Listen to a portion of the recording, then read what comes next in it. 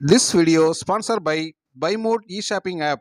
BuyMode e-shopping application is one of the online shopping app now available on Play Store and App Stores. Hello friends, நம்ம வீட்டுக்கு தேவையான காய்கறிகள் மற்றும் மளிகை பொருட்கள் போன்றவற்றை நம்ம பைமோட் ஆப்பில் ஷாப்பிங் பண்ணுறது மூலமாக விலை குறைவாகவும் தரமானதாகவும் உங்களுக்கு கிடைக்கிறதுக்கு வாய்ப்பு இருக்குது. இதை நீங்கள் பயன்படுத்துறது மட்டும் இல்லாமல் உங்களோட நண்பர்களுக்கும் உறவுகளுக்கும் சொல்லுங்கள். பைமோட்டோட லிங்க் வந்து நான் என்னோடய டிஸ்கிரிப்ஷனில் கொடுக்குறேன்.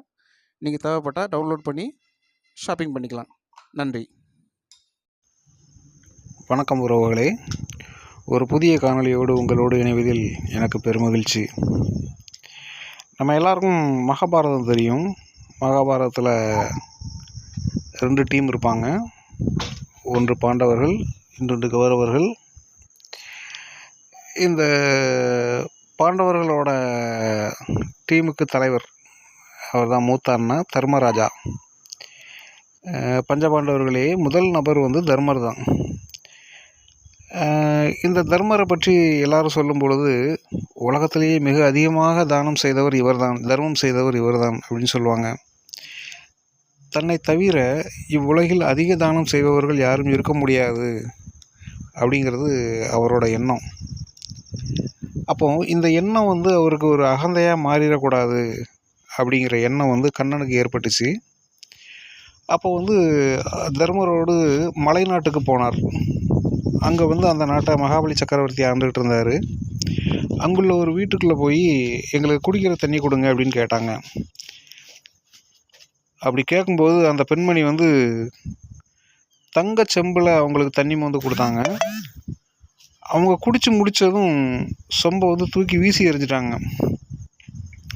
தர்மர் அந்த பெண்கிட்ட கேட்டாங்க, அம்மா தங்கச்சம்பு பத்திரமா வச்சுருக்க வேண்டாமா, தெருவில் வீசி எரிஞ்சிட்டிங்களே அப்படின்னு சொல்லி கேட்டார். அதுக்கு அந்த பெண்மணி சொன்னாங்க, எங்கள் நாட்டில் ஒரு முறை பயன்படுத்தின பொருளை மறுமுறை நாங்கள் பயன்படுத்துறதில்ல அப்படின்னு சொல்லி அலட்சியமாக சொல்லிட்டு போயிட்டாங்க. அந்த நாட்டின் செல்வ செழிப்பை எண்ணி தர்மராஜன் வியந்தார். அவர்கள் மகாபலியின் அரசவைக்கு சென்றார்கள். கண்ணபிரான் தர்மரை மகாபலியிடம் அறிமுகப்படுத்தி, இவர்தான் இவ்வுலகிலேயே அதிக தர்மம் செய்தவர், இவர் பெயரே தர்மர் என்றார். மகாபலி சக்கரவர்த்தி தர்மரின் முகத்தில் கூட விழிக்கவில்லை. கண்ணபிரானே, தாங்கள் சொல்வதெல்லாம் சரிதான். என் நாட்டு மக்களிடம் உழைப்புக்கு பஞ்சமில்லை, எல்லோரிடமும் செல்வம் குவிந்து கிடக்கிறது. எனவே பிச்சை என்ற சொல்லுக்கே இடமில்லை. அதனால் தர்மம் என்ற வார்த்தைக்கும் இங்கு அவசியமில்லை. எனவே அவர்கள் தானம் பெற வேண்டிய அவசியமும் இல்லை. இது இவரது நாட்டில் ஏழைகள் அதிகமாக இருக்கிறார்கள் போலும். எனவேதான் எல்லோரும் தானம் கேட்டு வருகின்றார்கள். இவ்வளவு ஏழைகளை தனது அரசாட்சியின் கீழ் வைத்திருக்கும் இந்த தர்மரின் முகத்தை பார்க்க நான் வெட்கப்படுகிறேன் என்றார். தனது ஆட்சியின் நிலைமையை குறித்து நினைத்து தலைகுனிந்தார் தர்மராஜா. தர்மம் என்ற பெயரில் இலவசங்களை வழங்கி சோம்பேறிகளை பெருக்கும் அரசு தலைகுனியத்தான் வேண்டும். இந்த கதையை படித்தப்ப எனக்கு நம்ம நாட்டில் பல மாடல்களோட ஆட்சி ஓடிக்கிட்டு இருக்குது.